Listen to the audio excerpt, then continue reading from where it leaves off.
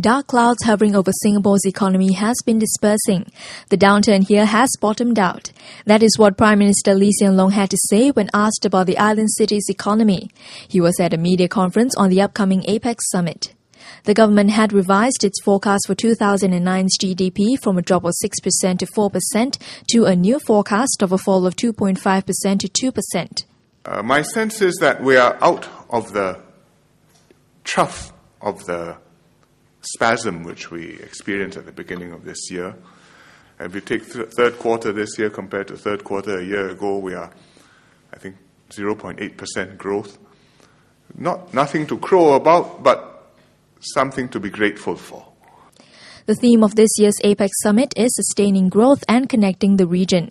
Mr. Lee says although China, India and Japan are the main economic players in Asia, Singapore can still benefit indirectly from working with neighbouring economies and through the outcomes of negotiations at the APEC summit. I hope that we will, through this meeting, be able to give the APEC agenda a push forward. If we can make progress on what we've put down on sustaining growth and on integrating the region, the effect on us may be indirect, but is a real and significant benefit to Singaporeans because it helps us to create a regional environment where we have peace, cooperation, and the ability to prosper and do well for ourselves. The APEC Summit 2009 will be held in Singapore from November 8th to the 15th. Some 2,000 delegates from 21 countries are expected to attend. On the agenda are three key goals. APEC members hope to achieve a more inclusive economic growth, which means more partnerships with neighbouring countries, to ensure that such growth can be sustained, and finally to keep in mind that countries must progress in a balanced manner. Balanced growth means dealing with reforms to reduce the savings and investment imbalances so that we can grow without leading to new problems in future.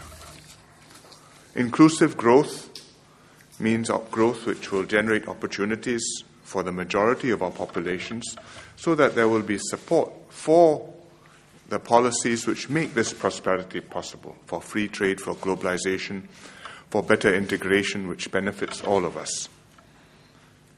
And then sustainable growth, because issues of climate change, issues of energy efficiency are on everybody's minds now.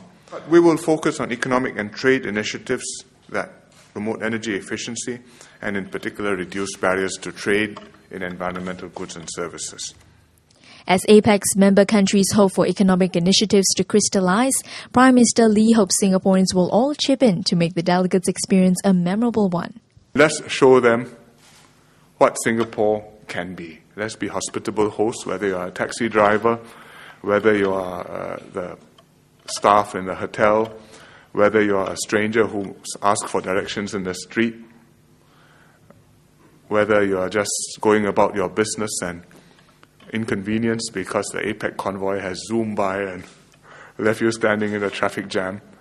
Please do your part and show them what Singapore can do.